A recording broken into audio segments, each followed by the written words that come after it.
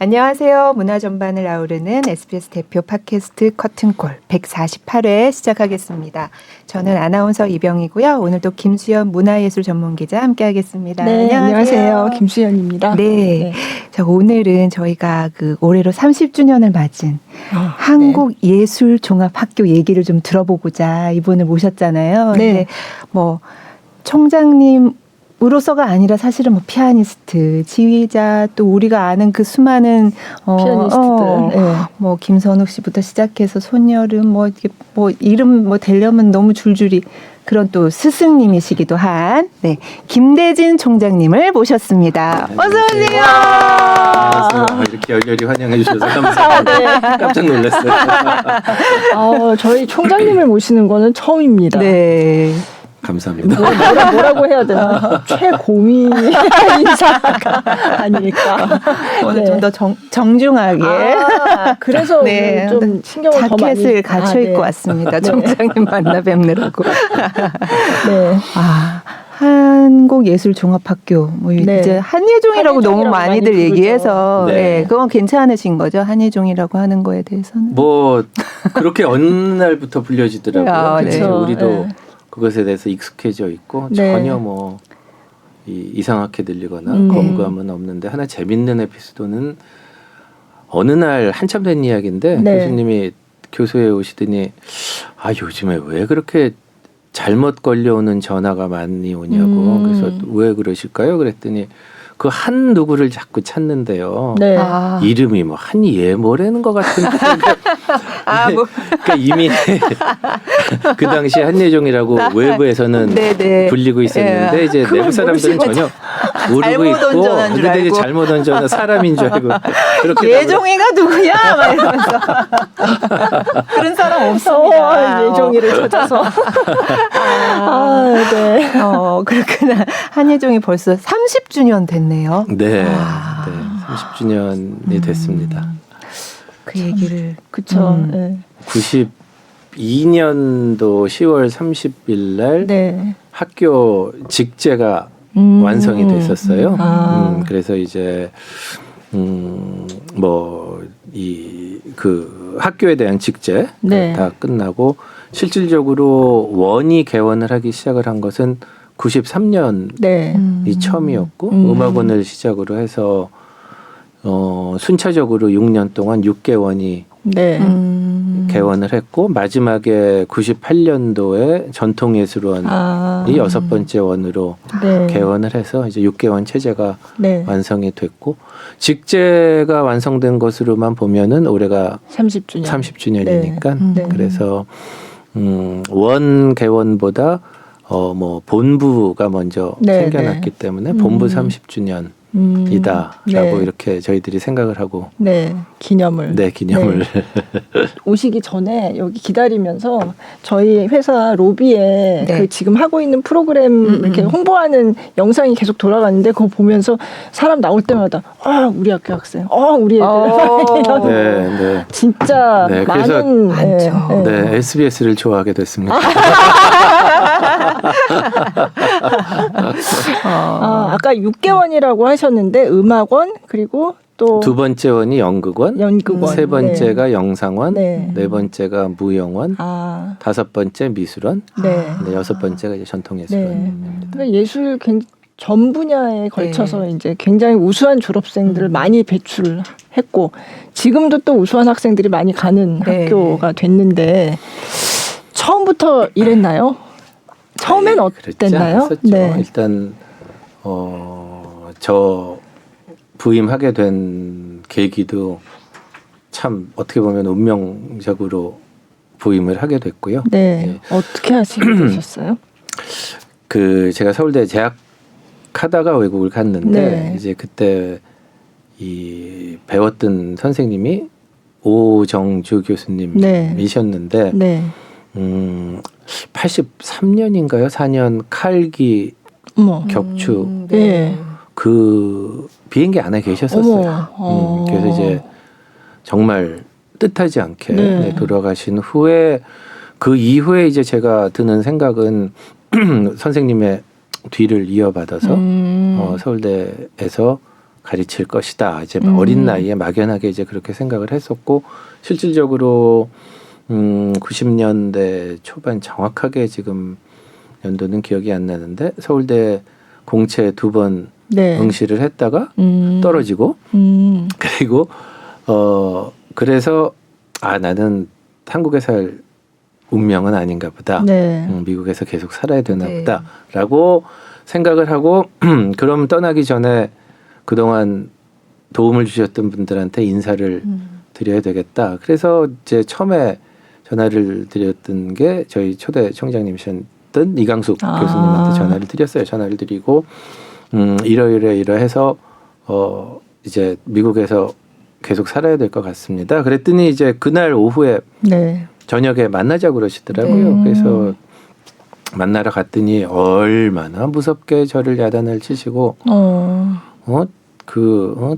딴 데 그렇게 눈을 돌리고 그게 뭐 그러면서 야단을 치시고 이미 다른데 2번 떨어진 사람을 교수로 받기는 어렵지만 지금 이 자리에서 정하면 받아주겠다. 당장 정하래. 그러고 이제 너무 무섭게 그래서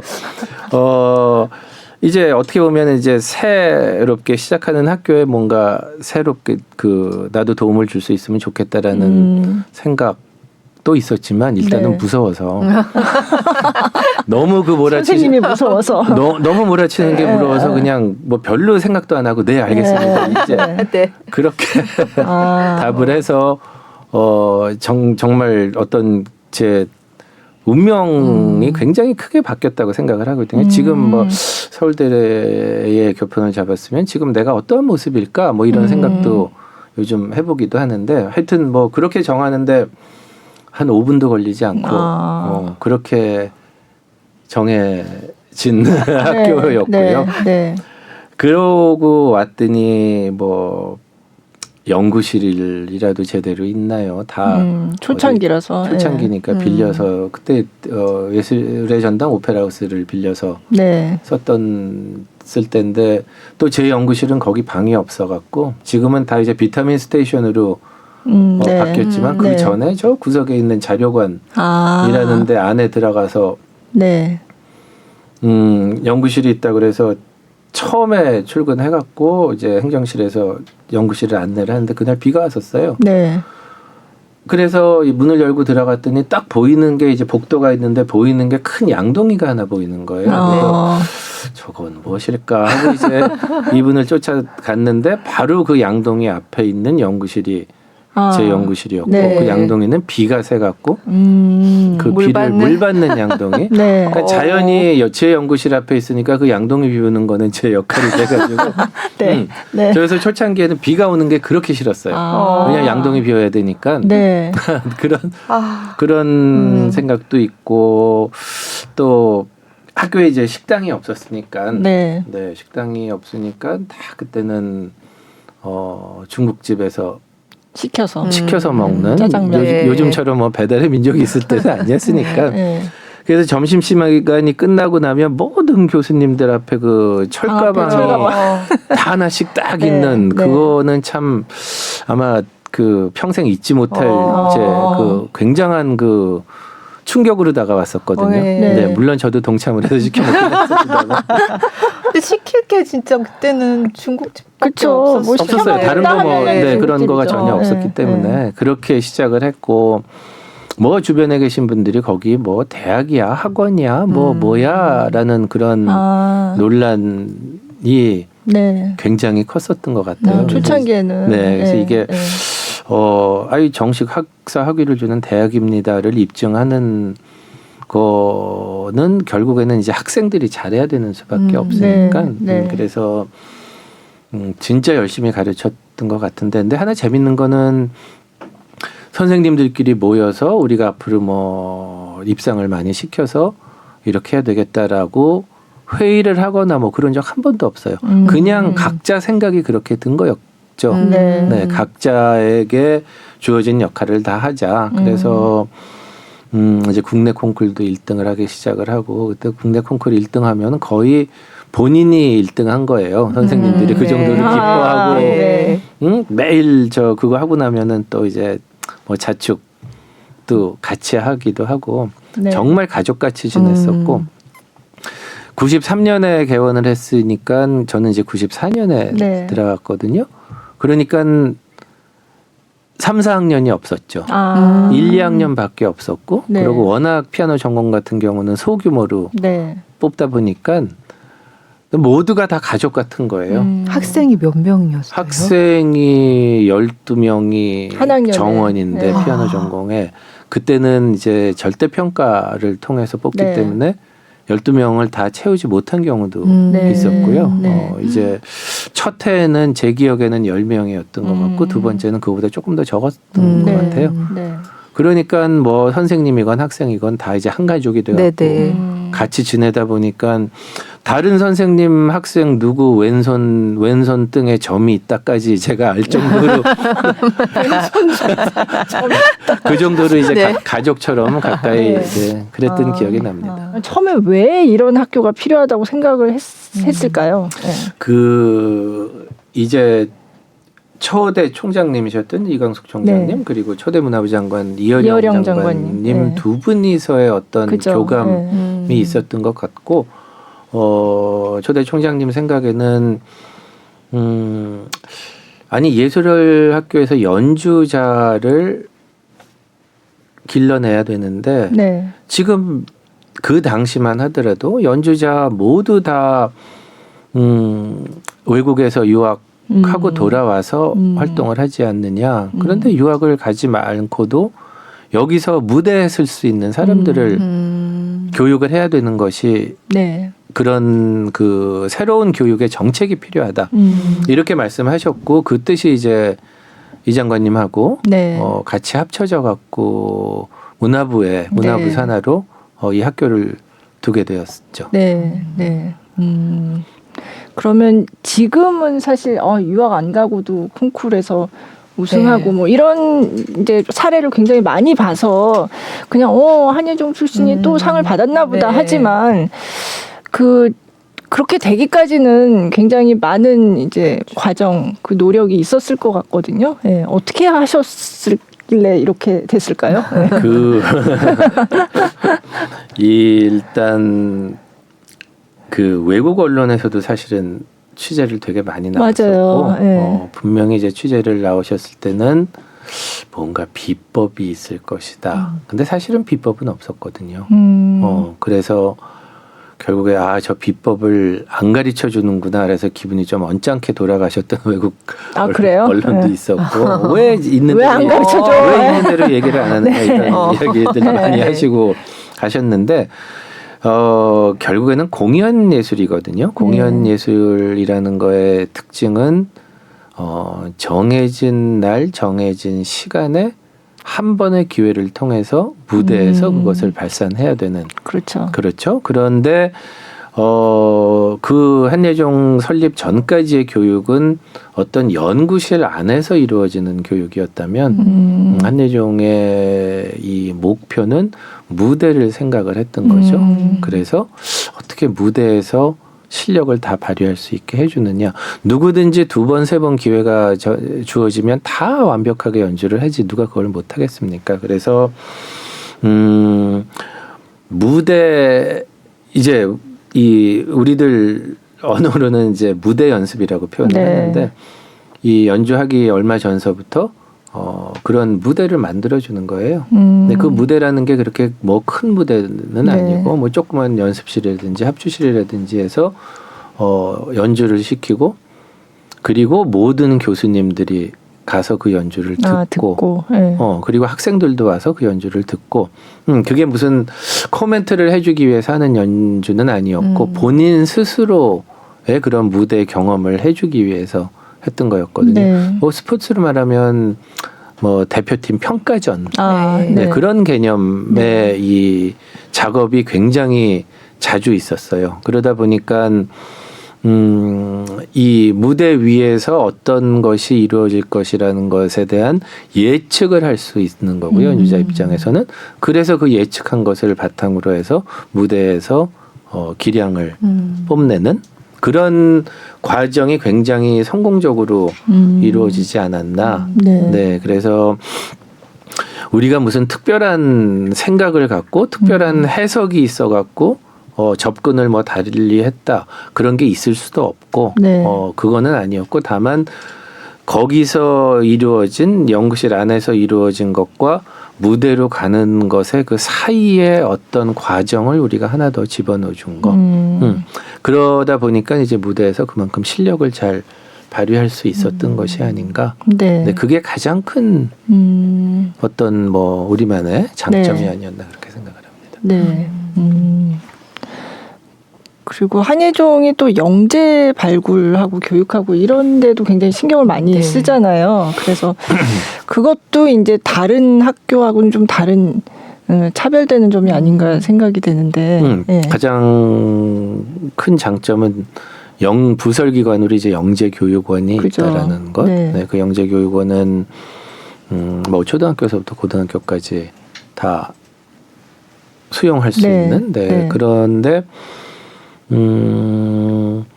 대개 영재들을 어떻게 판별을 하느냐가 굉장히 중요한 그런 거거든요. 반복적인 연습을 통해서 기량을 쌓아서 발휘를 하는 수재냐 쉽게 얘기를 해서 어떤 그런 반복적인 연습, 반복적인 지도 그런 거 없이 순전히 자기가 갖고 있는 어떤 재주를 발산을 하는 영재냐 이거를 판별하는 게 굉장히 중요했고요. 지금도 중요하고 지금도 사실 어떻게 보면은 영재 교육이 중요하다고 말을 하는 사람이 이런 얘기를 하는 게 조금 아이러니라고 생각을 하는데 아직도 영재와 아까 말씀드린 수재와의 그 구분이 잘 안 돼 있는 상황이고 또 실질적으로 구분을 하기가 어렵고 그래서 초등학교 1학년 학생이 너무 훌륭한 연주를 해서 영재교육원에서 선발을 해서 레슨을 하려고 해서 이제 첫 수업에서 만났더니 이 학생은 악보를 읽을 줄 모르는 학생이었어요. 그런 일이 있었어요. 그냥 그것만 계속 외워서 이렇게 치는 거였거든요. 그래서 결국에는 이제 그 학생은 뭐 몇 년 있다가 학교를 그만두는 경우도 있었고 그러니까 그런데 잘 가다듬어지지 않고 잘 정리정돈이 안 된 상태지만 그래도 뭔가 자기께 있는 것 같은 경우 그러니까 그런 학생을 선발을 해서 제도권 안에서 어떤 교육을 하고 기본적인 개념이나 기본적인 틀을 집어넣어주면은 그 자기 것이 더 살아나가는 경우 이것이 이제 저희들이 생각하는 영재 교육이라고 생각을 하거든요. 그래서 사실 뭐 지금 좀 두각을 나타내고 있는 학생들, 뭐 저의 개인 학생들도 그랬고 많은 학생들이 사실은 영재교육원을 통해서 한예종 음악원으로 진학을 해서 활동을 한 학생들. 그 얘기는 뭐냐면 같은 선생님께 그렇게 오랜 기간 배운다는 것이 굉장히 중요한 것 같거든요. 이제는 더 이상 곡을 가르치는 시대는 지났고요. 근데 저희 때만 해도 제가 대학교 때 프로코피에프 협 소나타 4번을 쳤는데 아무도 몰라요. 이 곡을 어떻게 쳐야 되는지 아무도 모르고 이제 우리 교수님도 처음 가르쳐 보는 곡이라고 그러시고 아무도 야, 이 음반 하나만 들어보면 좋겠는데 그거를 이제 구할 수가 없었던 시대였거든요. 그래서 이제 막 일본에 주문을 하고 뭐 그러면 이미 한 학기가 지나고 그 다음에 약기가 그러니까는 그거를 참고할 수 있는 어떤 그런 자료가 하나도 없었는데 요즘은 그런 이 자료를 쉽게 얻을 수 있는 것뿐만이 아니라 선별할 수 있다라는 것. 그 불과 저 80년대 이제 초에 대학생이었는데 사실은 그렇게 오래되지 않은 시간에 이렇게 많은 변화를 가졌다.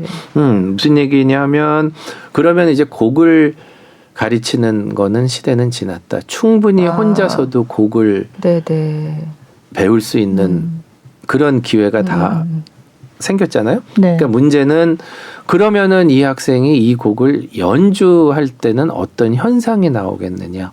뭐 예를 들어서 자꾸 급해지느냐, 느려지느냐, 아니면 너무 감성적으로 변하느냐, 이제 그런 현상을 파악을 해야 되는 거거든요. 그래서 그 현상을 조금씩 수정해 나가는 과정이 요즘 이렇게 발달한 테크놀로지 밑에서의 필요한 예술 교육의 방향이 이게 그게 아닌가라고 생각을 해서 그 학생의 성향을 파악을 하는 게 굉장히 중요할 것 같고요. 그런데 이제 그 학생 성향을 파악을 하려면 굉장히 시간이 많이 필요하겠죠. 그렇죠. 일단 연주하는 것을 자주 들어야 되고, 네. 그래서 학생 연주는 꼭 가서 선생이 들어서 네. 분석을 해야 되는 거지 네. 않습니까? 연주를 하는 과정은 그 무의식의 세계거든요.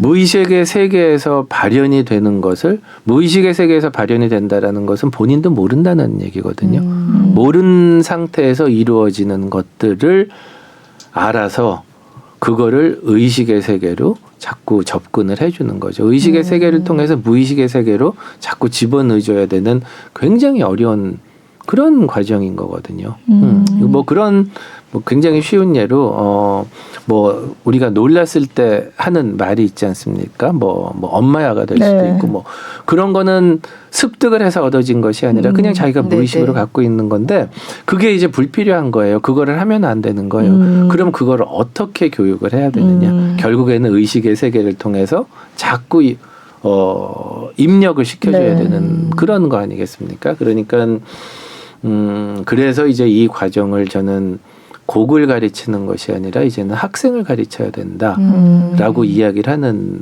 이유가 바로 그런 거고요. 네. 근데 하나 깨달은 재밌는 게 있다면 모든 게 연결되어 있다. 즉 사람은 생긴 대로 친다. 라는 것을 배우게 돼. 제 네. 스스로도 이제 그거를 깨우치게 된 건데 예를 네. 들자면 빨라지는 학생하고 같이 걷다 보면 네. 걸음걸이가 점점 빨라지는 경우, 또 연주가 이렇게 정리가 되지 못하고 좀 굉장히 좀 산만한 연주를 하는 학생들 레슨 끝나고 보면 꼭 귀걸이 한 짝이 보면대 위에 두고 가고.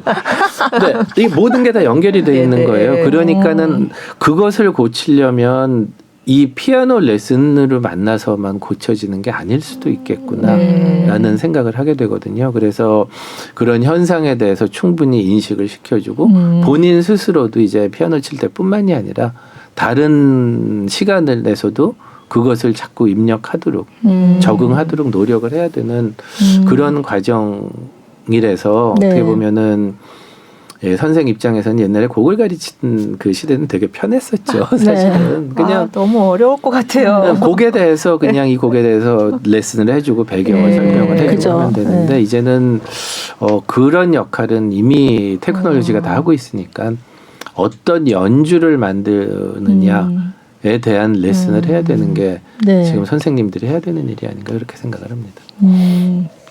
근데 영재랑 수재를 이제 구별해서 말씀을 해주셨는데 음악가를 만드는 거는 이건 너무 뻔한 질문이긴 한데 재능인가요? 노력인가요? 당연히 재능이 많고요. 네. 네, 재능이 많고 노력도 필요하다라고 했는 그 나누어 놓은 제 스스로 나눈 퍼센티지가 있는데 네. 자꾸 시간이 지나면 지날수록 재능이 더 필요한 것 같다라는 생각이 들어요. 노력을 한다라는 것은 그 학생이 지금 뭐 어떤 나이에 있느냐, 네, 네. 또 얼마나 쉽게 얘기하자면 철이 드느냐, 네. 얼만큼 더 진지해지는 뭐 이제 이런 거 하고 사실은 연관이 있는 거거든요. 네. 그러니까 누구든지 저도 마찬가지고 누구든지 연습하기 싫은 시간이 있었고 피아노 쳐다보기도 싫은 시간이 있었고 또 누구든지 저 피아노가 나의 모든 것이고 나 저기에다가 모든 내 올인을 해야 되겠다라는 하고 싶다라는 생각이 드는 시기는 다 네. 누구한테든지 찾아오게 되는 건데 이 재능만큼은 노력을 한다고 해서 이 재능이 커지는 건 아닌 것 같은 생각이 네. 들어요. 그래서 그것은 선천적으로 타고 태어나는 거기 때문에 그렇게 선천적으로 타고 태어나는 것이 많아야지 궁극적으로는 흔히 얘기하는 롱런을 할 수 있는 그것은 결국에는 이런 재주가 아닌가 이런 생각을 하게 되네요. 그래서 더 영재를 발굴하기 위한 그렇죠. 노력을 하시는 거군요. 네. 영재들이 대부분이 자기가 영재라는 거를 모르고 있는 경우들이 굉장히 많이 있으니까 문지영 같은 경우가 아주 대표적인 그래요? 그런 네. 예였거든요. 그래서 이 문지영 같은 경우는 아마 이 저희 영재교육원에서 운영하는 영재 아카데미라는 또 네. 다른 프로그램이 있는데 거기를 통해서 들어왔는데 처음에 안 됐어요. 네, 시험에 안 되고 네. 저도 이제 좋게 사실은 네, 그때는 그렇게 잘 재주가 네. 있다고 생각을 안 하고 1년 후에 다시 시험을 봐서 하는데 저런 재주 있는 아이가 왜 인제 오나라고 생각을 하고 그리고 이제 어떤 점이 달라져 있었는데요? 굉장히 음악적인 설득력이 아주 강했었어요. 이거는 배워서 하는 것이 아니라 느껴서 하는 것이다. 왜 우리가 연기를 보더라도 어떤 그거를 습득해서 해서 하는 연기처럼 안 보이고 네. 너무나도 자연스럽게 하는데 그런 거랑 똑같은 거죠. 그래서 첫 레슨 때 만났더니 하는 얘기가 저 사실 이거 똑같은 곡 쳤고 작년에도 시험 봤는데 안 됐어요. 그 동안에 뭐가 그렇게 뭐가 달라졌을 수도 있지만 저희들이 못 알아보지 않았겠습니까? 그러니까 이제 그런 실수를 또 할 수도 있고 또 그 한순간에 시험 보는 순간에 뭔가 학생이 그렇죠. 소심해서 충분히 발휘를 못했을 수도 있고 그거는 이제 여러 가지 이유가 있지만 기본적으로 하여튼 그런 특별한 케이스도 있었고 또 이제 너무나도 모든 그 선생님들이 대단한 영재다 라고 생각을 해서 뽑았는데 아까 말씀드린 이제 그 학생은 악보를 볼 줄 모르는 학생이었던 그런 경우도 생겨나고 그래서 꼭 드리고 싶은 말씀은 영재는 절대로 만들어지지 않습니다. 그런데 영재를 만들어질 수 있다라고 믿는 순간에 이제 어려움이 굉장히 많이 생겨나기 시작을 하는 거거든요. 그러니까 부모님이나 선생이나 가장 신경 써야 되는 것이 영재인지 수재인지를 아는 것이 굉장히 중요할 것 같거든요. 수재는 10개를 집어넣어주면 어떻게 보면 10개 이상을 할 수 있는 아이들이에요. 그런데 집어넣어주는 게 없는 순간 못하는 경우거든요. 그러니까 지속적인 어떤 그런 입력이 계속 이루어져야 되고 가장 이제 큰 문제가 되는 것은 학교라는 것을 졸업을 하고 더 이상 이제 지도라는 것이 없어졌을 때는 혼자 끌고 나가야 되지 않습니까? 거기서 굉장한 어려움을 느끼는 게 수재고 영재는 제도권 안에 있으나 없으나 다 자기가 타고난 재주로 이거를 하는 거기 때문에 그들의 이 선천성은 없어지는 것은 아니니까 그거를 판별을 잘 해야 되는 것 같다라는 생각이 드는데 저희 참 총장으로서 이런 말씀드리기 좀 아이러니하긴 하지만 저희 영재교육원에도 100명 이상의 그 학생이 지금 다니고 있는데 뿐만 아니라 우리나라 전역을 통틀어서 사실 다른 분야는 생각하지도 말고 음악 영재 학교에 다니는 숫자만 해도 엄청 많을 것 같은 생각이거든요. 근데 영재가 그렇게 많을 수가 있을까요? 라는 생각을 한번 그렇게 따져보면 그 세계적인 연주자 루빈스타인도 영재라는 소리 들어본 적 한 번도 없었고 그렇지 않습니까? 그러니까 혹시 영재에 대한 조금 환상이 있는 것이 아닌가. 그 굉장히 또 우리 그 부모님들의 교육열 하면은 세계에서 뒤지지 않잖아요. 그러니까는 그 교육열, 영재에 대한 환상 이런 것들이 조금 만들어져서 지금 영재가 좀 과다하게 좀 과열되는 그런 것이 아닌가. 또 하나는 영재에 대한 판별을 콩쿠르 입상이라고 생각하시는 경우들이 많이 있는 것 같거든요. 그러니까 이제 콩쿠르에 입상하고 오면 본인 의지와 상관없이 또 한 명의 영재 탄생 이렇게 되는 건데 콩쿠르 심사를 저도 여러 번 해보고 그렇게 했는데 사실 1등이 되는 과정이 굉장히 다양하게 있거든요.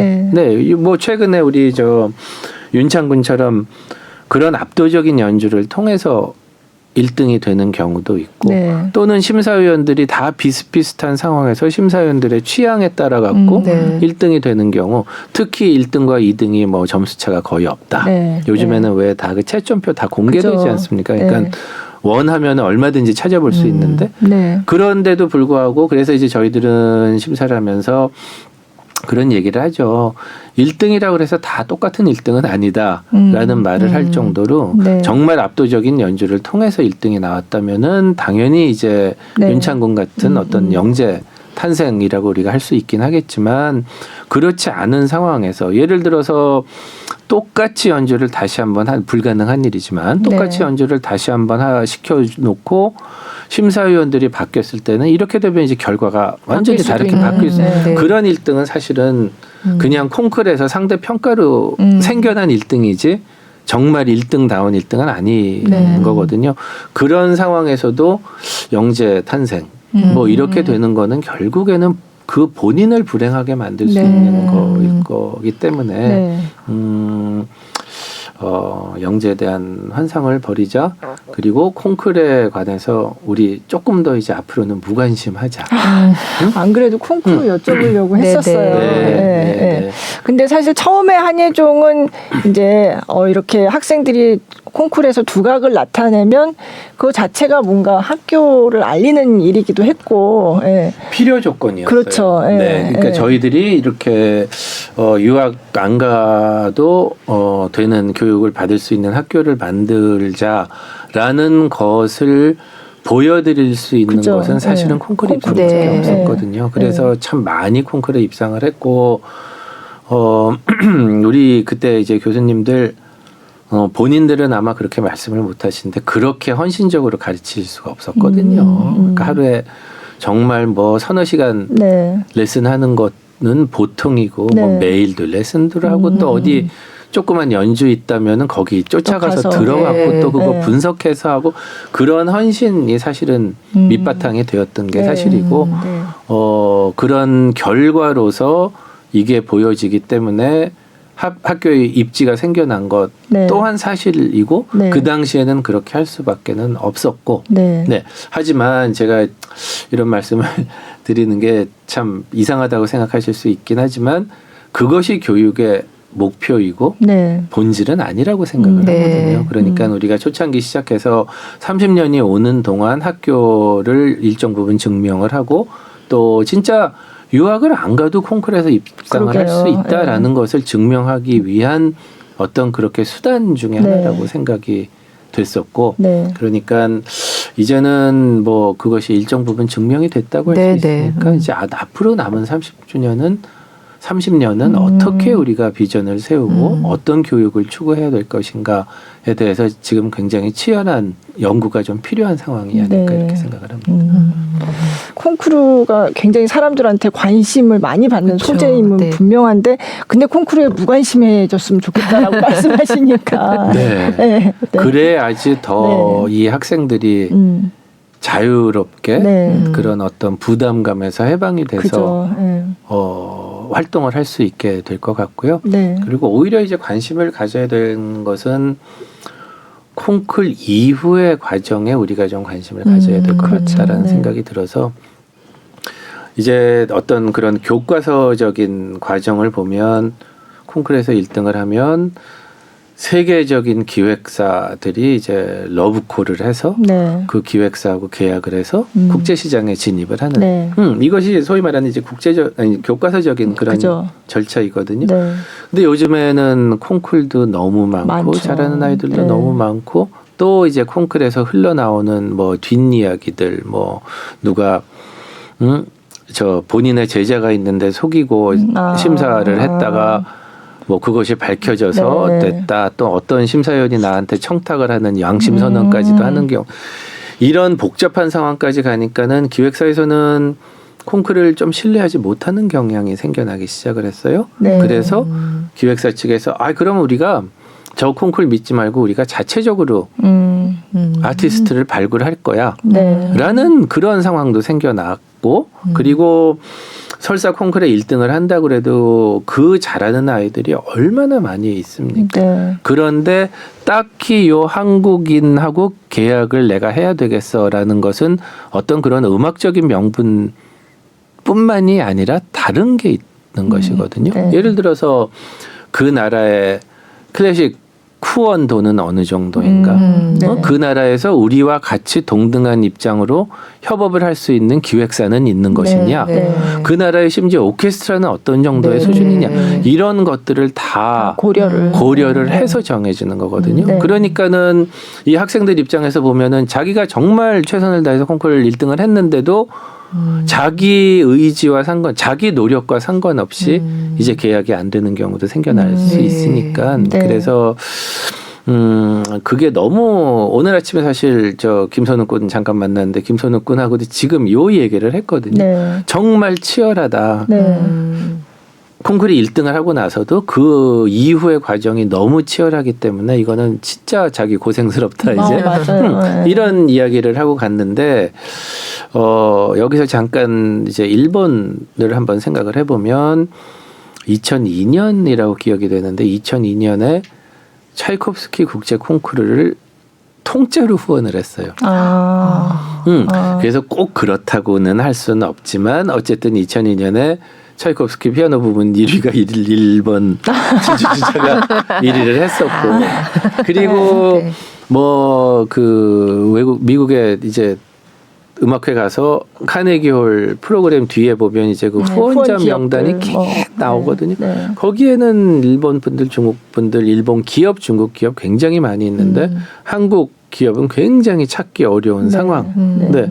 살츠부르크 페스티벌에 가면은 그 메인 콘서트홀에 크게 저 일본 기업 기가 이렇게 걸려 있다든지 그런 이 활동을 좀 보여줘야 될 때가 된 것 같거든요. 이제 누가 뭐라 그래도 우리나라는 음악 선진국이라고 할 수 있는데 특히 영재들의 도움 때문에 영재들 때문에 이제 네. 우리나라가 이제 선진국이 된 것인데 그러면 그런 선진국으로서의 역할은 지금 하고 있나? 라는 것을 조금 이제는 신경을 좀 써야 될 때가 아닌가 그렇게 생각을 해서요. 그렇게 됐을 때 이 영재들이 그 콩쿠르 이후의 과정에서 네. 굉장히 좀 수월하게 계약이 될 수도 있지 않을까? 네. 네, 그렇게 생각을 해봅니다. 그 과정이 얼마나 어려우면 그런 제가 만든 것도 아닌데 있어요. 그런 용어가 네. 컴피티션 애프터 컴피티션이라고 그러거든요. 그러니까 네. 콩쿠르에서 1등이 된다고 하더라도 기획사하고 그죠. 계약이 네. 되는 거는 또 한 번의 컴피티션이 네. 있어야 된다. 네. 그러니까 그 과정은 그리고 자기 힘으로 되는 것은 아니다. 네. 여러 가지 여러 가지가 조건이 고려가 맞아야 되는. 네. 고려돼야 되는 거니까. 네. 그래서 그런 쪽으로 우리가 조금 앞으로는 신경을 쓰게 되면 콩쿠르 1등은 앞으로 계속 나올 거거든요. 그렇죠. 네, 콩쿠르이 지속되는 한 계속 나올 것이고 거기서 또 한국 진출자들이 네. 계속 상을 탈 확률이 높고 네. 그런 중에 그러면은 앞선 선배들 콩쿠르 선배들이 어떤 경로를 밟아서 어떻게 지금 활약을 할 것인가 그거에 대해서 우리 어른들은 지금 어떤 직간접적으로라도 도움을 지금 우리가 주고 있는 것인가 하는 걸 한번 되돌아봐야 될 시기가 아닌가 이렇게 생각을 합니다.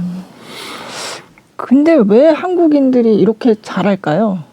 연주력이 좋아서 그렇죠. 네, 아까 말씀드린 대로 거기에 뭐 예를 들어 본선쯤 가게 되면 네. 6명 실력 똑같을 수 있어요. 네, 네.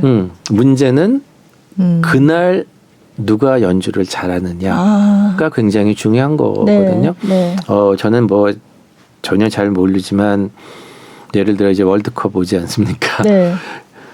페널티킥을 연습 때 실수하는 선수가 있을까요? 없거든요. 거의 다 성공을 할 건데 네. 이제 막상 실전에서 가면은 긴장도 되고 여러 가지 변수가 생겨나기 때문에 실수를 하는 거나 마찬가지로 그 6명 다 혼자서 연습할 때는 거의 완벽에 가까운 연주를 할 텐데 문제는 이제 무대에 올라가서 어떤 연주를 하느냐가 굉장히 중요하고요. 그런 면에서 연주력을 이렇게 갖춘 나라가 없을 정도로 한국 진출자들이 연주력이 아주 단단하게 지금 만들어져 있을 거예요. 그거는 어릴 때부터 경쟁을 하면서 연주력을 더 쌓을 경험을 많이 일단 해서 정신적으로 그런가요? 아마 우리나라 학생들을 따라올 정신력으로 그렇게 무장된 네. 는 없을 거고요.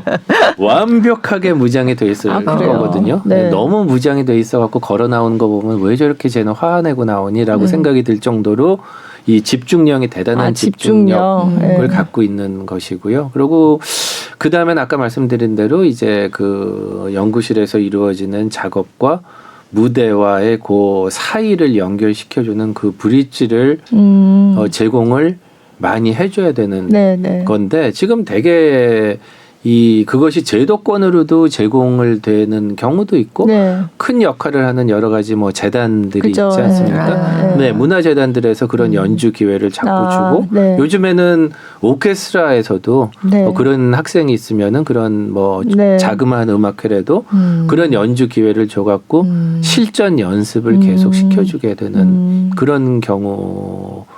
그런 시스템으로 준비가 되는 나라는 제 생각에는 그래요? 한국밖에 없을 것 네. 같다는 그래요? 생각이 들어서 그 과정만큼은 굉장히 뭐 그거 역시 뭐 어떤 관계자들과 같이 모여서 뭐 그런 뭐 이렇게 하자라고 그렇게 한 건 아니고 아닌데 그냥 무언의 어떤 그런 교감이 이루어지는 것 같다라는 생각이 들어서 그 점에서는 사실 선생의 한 사람으로 굉장히 감사해야 되는 일이라고 생각이 들거든요. 다른 어떤 그런 기관들의 협조가 없었다면은 그거는 굉장히 어려웠을 것 같은데 물론 교내에서 하는 그런 일종의 평가전 그런 거니 굉장히 자주 이루어지긴 하지만 또 학교 바깥으로 나가서도 그런 경험을 할 수 있는 기회가 주어진다라는 것은 아마 전 세계에서 우리나라밖에 없지 않을까 생각합니다. 그러면 콩쿠르 이전의 어떤 연주자를 키워내는 시스템은 굉장히 잘 돼 있는데 이제 콩쿠르 이후에 아까도 컴페티션 애프터 컴페티션이라고 하셨는데 그렇죠. 네. 그게 이제 숙제로 남아 있는 거예요. 그게 남아 있고요. 그거는 이제 그 본인들한테도 일정 부분 책임이 있습니다. 왜냐하면 1등을 했다고 해서 자기가 어떤 완성이 된 건 아니지 않습니까? 아직 더 성장하는 그런 과정에 있는 학생이고 적어도 자기의 어떤 음악적인 어떤 이 목소리를 내고 음악적인 신념이 생기고 철학이 생길 때까지는 앞으로 더 많은 공부를 해야 되고 경험을 해야 되는데 혹시 어떤 콩쿠르에서 1등을 한 이후에 본인이 어떤 목표를 이뤘다고 생각을 하는 경우 그 학생은 더 이상 발전할 수 없다라는 생각이 들어서 일단 기본적인 어떤 그런 수상을 하더라도 본인이 갖고 있어야 될 그런 기본적인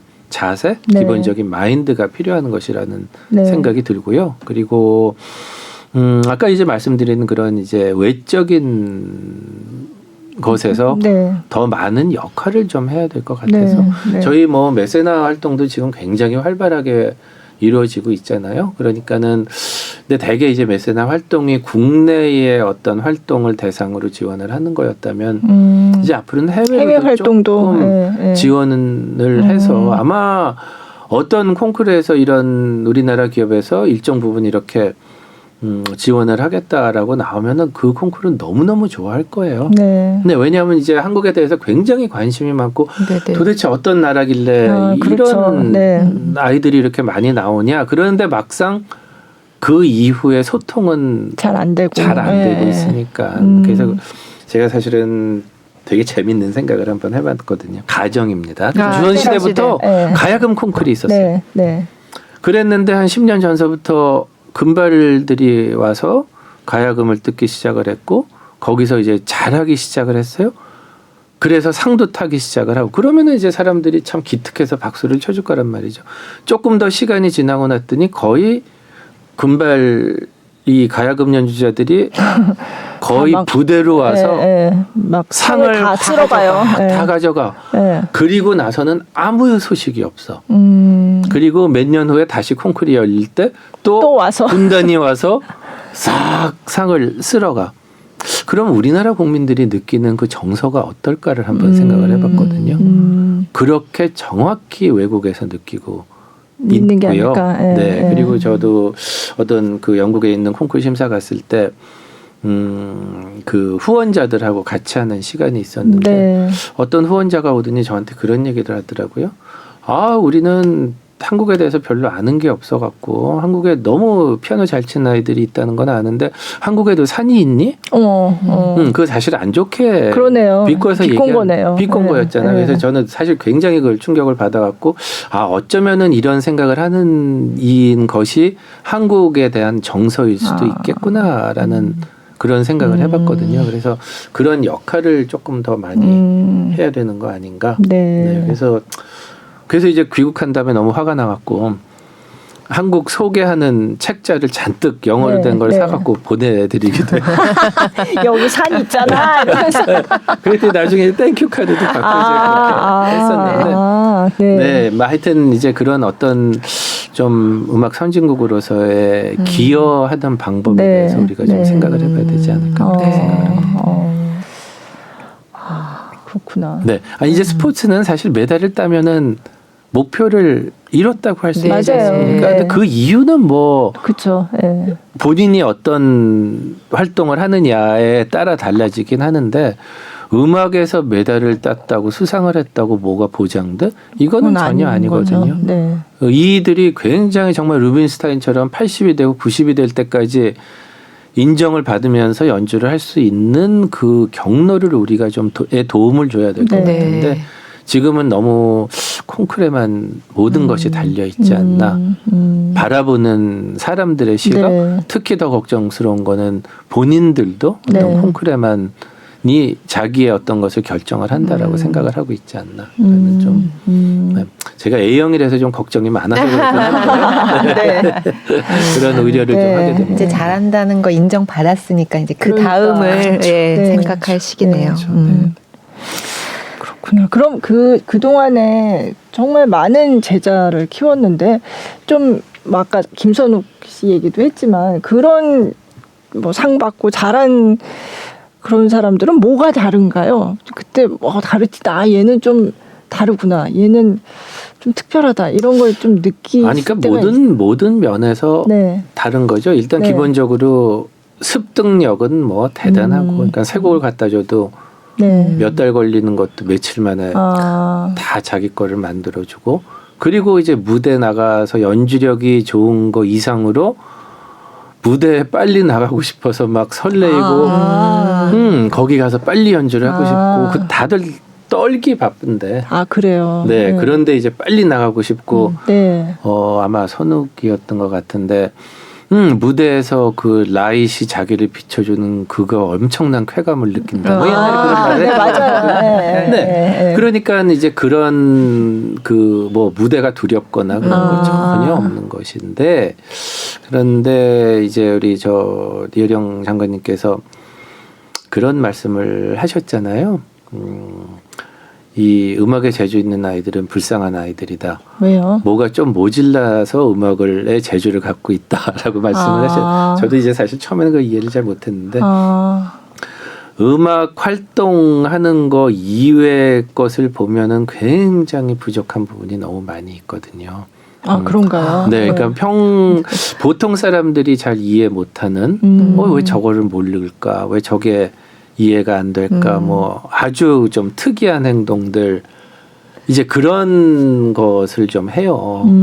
애들이 그래서 그래요? 네. 뭘까? 그래서 뭐 저는 좀 이제 그거를 이렇게 좀 돌봐주는 그러는 역할. 그리고 또 영재들의 또 하나의 특징은 연습하기 싫어하는 거. 그래요? 네, 워낙 재주가 그냥 있어서 잘하니까 쉽게 되니까 그것에 대한 이 연습을 안 하거든요. 그런데 이제 잘 칠 수는 있지만 무대 위에서의 전달되는 전달력을 따지게 되다 보면 본인이 그런 고통이 없으면은 전달할 수가 없는 거거든요. 그렇잖아요. 아무리 연기를 잘한다 그래도 자기가 아파보질 않았는데 어떻게 그 아픈 연기를 하겠어요? 그러니까 진짜 아팠던 사람이 그런 연기를 더 잘할 수 있는 거나 마찬가지로 그런 연습을 통해서 좀 어려운 시간을 가져야 되는데 그런데 이제 연습이 너무 쉽게 되니까 싫은 거예요.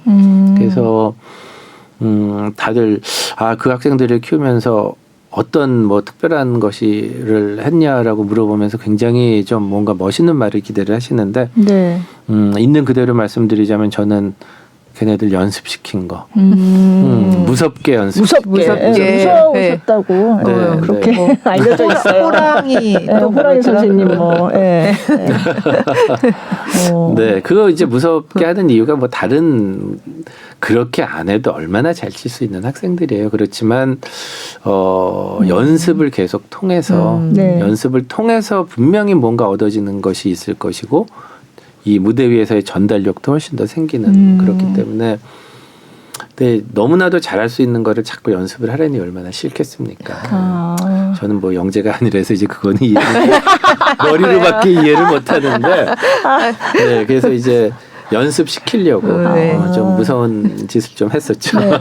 그러니까 재능이 제일 중요하긴 한데 결국은 연습 없이 노력 없이는 그 재능만 가지고는 안 된다. 그런 거죠. 과정을 경험해야 된다는 거죠. 그렇죠. 네. 요즘 가장 총장님이 바쁘게 하는 일은 뭔가요?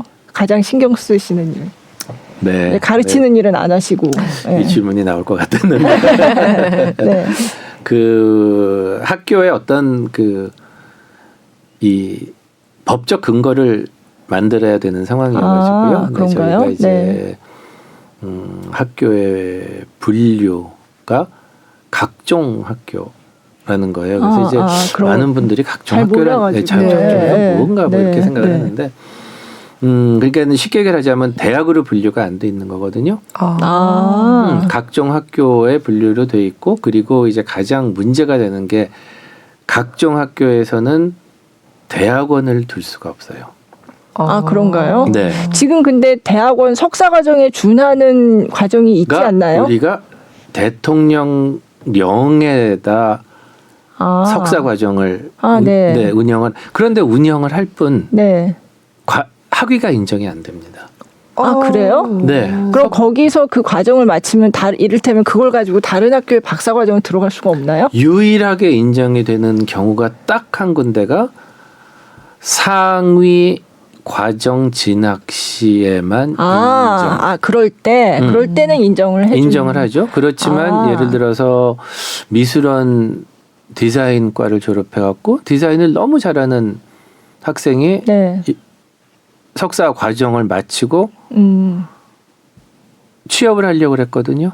그랬더니 석사가 아닌 거예요. 그러면 그 경력을 인정을 못 받는 거죠. 석사가 인정을 못 받는 거죠. 그러니까는 이것의 모든 그 불이익이 돌아가는 것은 학생들한테 지금 돌아가고 있기 때문에 당장 뭐 취업에서도 제한을 받을 수가 있지 않습니까? 그래서 이 대학원을 합법적으로 설립을 할 수 있는 근거는 특별법으로 대학으로 인정을 받는 거, 소위 말하는 설치법이 통과가 돼야지 되는 거라서 이거는 이제 재정법이거든요. 그래서 이제 의원 입법으로 해서 지금 진행 중에 있는 상황이고 학생들이 잘 진출할 수 있도록 해주는 그런 이유 한 가지. 또 두 번째는 우리 초대 총장님이 유학 갈 필요 없는 학교를 만드시는 것이 목표였다면은 이제 저는 초대 총장님의 뜻을 계승을 해서 유학 오는 학교를 만들고 싶은 생각이 있어요. 네. 저희 1980년대 피아니스트들한테는 그런 얘기가 있었습니다. 너 피아노 배우고 싶으면 모스크바로 가야 돼. 라는 말이 있었거든요. 그러니까 모든 잘하는 학생들, 선생님들이 다 모스크바에 있었던 거예요. 그 시간. 이렇게 따지면은 이제 앞으로 한예종으로 더 유학을 오고 싶어하는 그런 외국인 학생들이 굉장히 많아질 거라고 이미 일정 부분 수요가 있고요. 많아질 거라고 생각을 하면 우리가 유학생을 받을 수 있는 시스템을 마련을 해놔야 되지 않겠습니까? 그런데 외국인 학생들이 대학 과정으로 유학을 오는 것보다는 사실은 석사 과정 이상의 것으로 유학을 오는 경우가 굉장히 많지 않겠습니까? 막상 그렇게 유학을 오는 수요가 많아지는데 학교에서는 그 시스템을 준비를 못 해놓고 있는다는 거는 그거는 학교의 책임이 큰 것 같아가지고 그래서 유학생을 유학 오는 학교를 만들기 위해서라도 이 설치법은 이번에 꼭 제정이 되었으면 좋겠습니다. 않겠다라는 생각으로 네. 그 일에 거의 뭐 90% 이상을 지금 쓰고 있습니다. 콩쿠르에서 1등하는 연주가 따로 있다. 이런 얘기를 들어본 적이 있거든요. 아니, 이건 콩쿠르에서 옛날에 통하는 연주예요. 있었죠. 그죠? 예전에 있었죠. 가장 모범적이고 객관적인 연주. 누구 심사위원 몇 명이 열광적으로 좋아하게 만들지는 못해도 적어도 심사위원들이 싫어하는 연주는 하지 말자. 아, 네. 그러면은 상대적으로 점수를 그래도 상위 점수를 받을 수 있으니까 1등 할 수 있는 확률이 더 높아진다. 이렇게 되는 거거든요. 근데 요즘은 다른가요? 요즘은 그렇게 하면은 못 타요, 상. 네. 네, 왜냐하면 이제 심사위원들이 지루하거든요. 예측된 연주 분명히 저 객관적으로 이렇게 칠 거고 근데 재미없지 않니? 네. 너는 특징이 뭐니? 너가 하고 싶은 말은 뭐니? 그러니까 개성을 지금 요구하게 되는 거죠. 독창성, 개성, 창의력 뭐 그런 것이 필요하게 돼서 사실은 앞으로 조금 그 콩쿨 결과만 놓고 보자면 그렇게 낙관적이지도 않은 면도 있습니다. 그런 개성과 창의력과 그것에 대해서 조금 이 자신이 없거든요. 제 스스로가. 학생들이 과연 그럼 그런 독창적인 연주를 갑자기 해낼 수 있을까? 그래서 그런 독창성과 개성을 얻기 위해서 분명히 거쳐가야 되는 과도기적인 현상이 있을 거라고 생각을 하고요. 과도기적에서 현상에서 나오는 가장 큰 문제는 분명히 개성과 다름의 차이일 거예요. 그러니까 남들하고 무조건 다르게 친다 그래서 그것이 개성이라고 할 수 있을 것이냐. 이거는 다름이다. 네네. 개성이 아니다. 그러면은 다름이 아니라 개성에 들어오려고 그러면 어떻게 해야 되느냐. 이 과정에서 조금 과도기적인 현상이 앞으로 좀 예측이 되고 있고요. 그런 현상으로 인해서 이 콩쿨 수상 굳이 뭐 말하는 중요하게 생각하는 수상 뭐 횟수 뭐 등등 그런 것에는 사실은 그렇게 낙관적이지는 않은 것 같아요. 지금 상을 받는 학생들은 전 진짜 영재라고 생각을 하거든요. 네. 그런 학생들은 어떤 교육에 의해서라기보다는 자기가 갖고 있는 개성에서부터 나오는 창의력 이런 것이 있기 때문에 그래서 가능하다고 생각을 하고 또 앞으로도 이제 그런 인재가 계속 나온다면은 물론 이제 낙관적으로 볼 수는 있긴 하겠지만 그런 인재는 그렇게 자주 나오는 것은 아닐 것 같다라는 생각이 들어서 네. 그래서 뭐 최근에 했던 뭐 1등했던 우리 윤창군 그다음에 첼로의 한재민 학생 이런 학생들은 정말 개성이 특출난 학생이고 연주에서만 개성이 보여지는 건 아니고 아마 한재민 군과 한 5분 얘기해 보시면 금방 느끼실 거예요. 이 진짜 뭔가가 다르구나. 얘는 자기만의 세계가 있구나라는 것을 금방 느낄 수 있을 정도의 개성이 있는 학생들인데 그렇지만 이 많은 횟수에 그렇게 수상 횟수를 기록을 했었을 수 있는 이유는 요구하는 상과 교육의 방향이 비슷했기 때문에 그러는데 만약에 요구하는 상이 개성과 창의력을 요구하는데 교육의 방법이 굉장히 객관적이고 모범적인 연주를 지금 추구하고 있다면 거기서 분명히 어떤 오차는 생길 수 있지 않을까라는 생각을 해서 이제 뭐 선생님들께서도 저를 포함해서 저는 사실 학교 일 맡기 전까지 제가 어떤 이야기를 입버릇처럼 했냐면 사람들이 잘 안 믿어줬지만 어떻게 가르쳐야 될지 모른다고 얘기를 했어요. 그런 생각이 들었어요. 갑자기 그래도 나름 가르친 경험이 있는 사람인데 이런 개성과 창의력을 생각을 하기 시작을 했더니 어떻게 가르쳐야 될지를 모르겠는 거예요. 그래서 개인적으로는 어떤 벽에 부딪힌 그런 상황이었고, 그래요? 그랬는데 이제 학교 일을 시작하게 되긴 했지만 그래도 이제 지금 모여서 이야기하고 다 안 했지만 모든 선생님들이 저는 저와 비슷한 고민을 하고 있을 거라고 지금 믿고 있거든요. 네, 그래서 어떤 그 뭐 해답을 찾을 수 있기는 어렵겠지만 그래도 우리가 그런 창의력 인재 창출에 어떤 비슷한 값까지 가기 위해서는 조금의 그런 과정이 좀 앞으로 네. 있지 않을까 그렇게 네. 생각을 합니다. 근데 갑자기 생각하니까 근데 또 그 콩쿠르 우승자를 내기 위해서 교육을 하는 건 아니잖아요. 아니죠. 네. 네, 그거는 전혀 아니고 네. 우리가 옛날을 보더라도 우리가 뭐 호로비츠, 루빈스타인 다 정말 개성 절대로 네. 따라할 수 있는 개성을 네. 갖고 있었지 않습니까? 네. 그렇기 때문에 그렇게 생명력이 길었다고 생각을 하거든요. 음. 그러니까는 오히려 저는 예술 교육의 본질에 우리가 조금씩 지금 다가가는 것이 아니냐. 네, 어떤 이렇게 규격화된 상품을 만들어서 이제 상은 많이 탔지만 네. 기본적으로 상 타는 게 예술 교육의 본질이 아니고 상을 탄다고 해서 그들이 어떤 개성 있는 연주를 한다라는 보장도 아닌 것이고 그렇게 놓고 보면 그럼 예술 교육의 본질이 뭡니까? 아주 생명력이 긴 창의력인 인재를 만드는 것에 오히려 지금 이제 조금 그 길로 들어서고 있지 않나 네. 그렇게 생각을 해요. 네. 총장님이 이제 앞으로 일 때문에 머릿속이 학교로 그냥 가득 차신 그러니까요. 거니까요. 근데 그러면 이제 앞으로 뭐 얘기해 주셨는데 많이 그거 말고 여태 30년 동안 제일 보람됐던 순간 뭐 이런 얘기도 좀 해주세요. 제일 정말 내가 보람되구나. 너무 많아서 너무 많아서. 언제였는지 잘 그래도 제일 먼저 탁 떠오르는 거. 어쨌든 이제 30년 전으로 돌아가서 이제 성과를 내야 되고 뭐 그러는 시기였지 않습니까? 그래서 처음에 그 성과를 내고 가능성을 봤던 게 2000년 손여름에 1등 수상이었어요. 네. 독일에서 하는 에틀링겐 컴피티션이라는 사실은 청소년 콩쿨인데 네.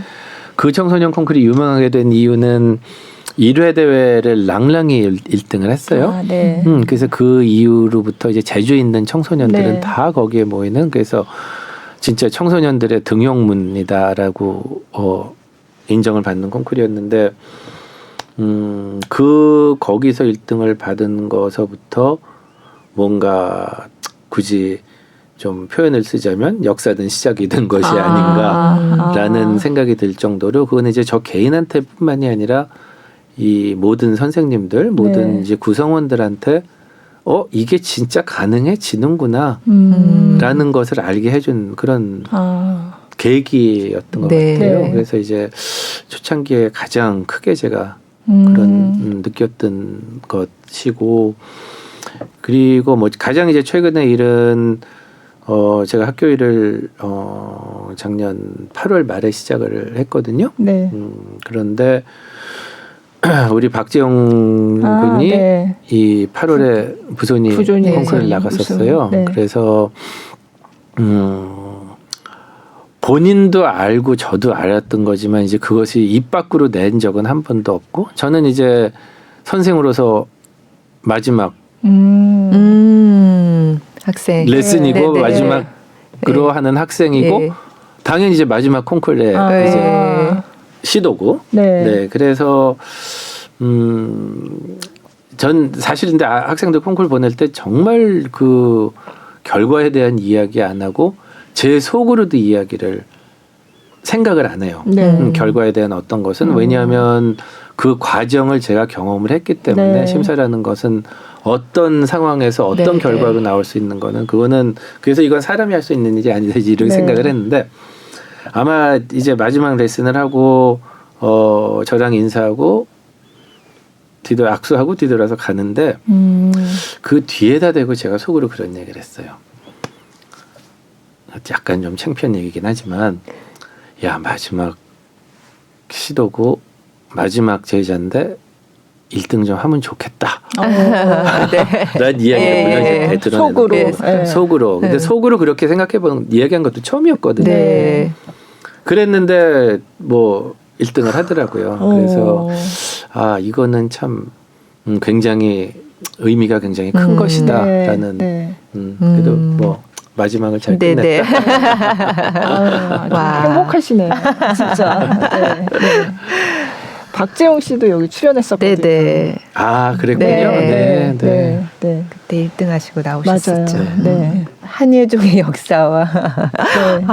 앞으로의 또 생각에 대해서 많이 말씀해 주셨는데 뭐 총장으로서 말고 개인으로의 뭐 앞으로의 계획이나 또 바람 같은 거 있으실 수 있잖아요. 이제 저도 이제 슬슬 그런 것을 저 자신한테 물어봐야 되는데 지금 그런 거를 생각할 여유는 아직 없는 것 같아가지고 네. 다만 총장에서 떠나서 퇴임할 때까지는 2년이라는 시간이 저한테 주어지긴 하거든요. 그래서 이제 그 2년을 음악원으로 다시 가서 조금 뭐 교육하는데 조금 더 네네. 시간을 보낼지 아니면 좀 연주를 네. 좀 쉬고 싶으니까. 아까 계속 예술가 아니시라고. 네, 이제 그게 저의 이제 아쉬움에 대한 표현이기도 네. 하고요. 네,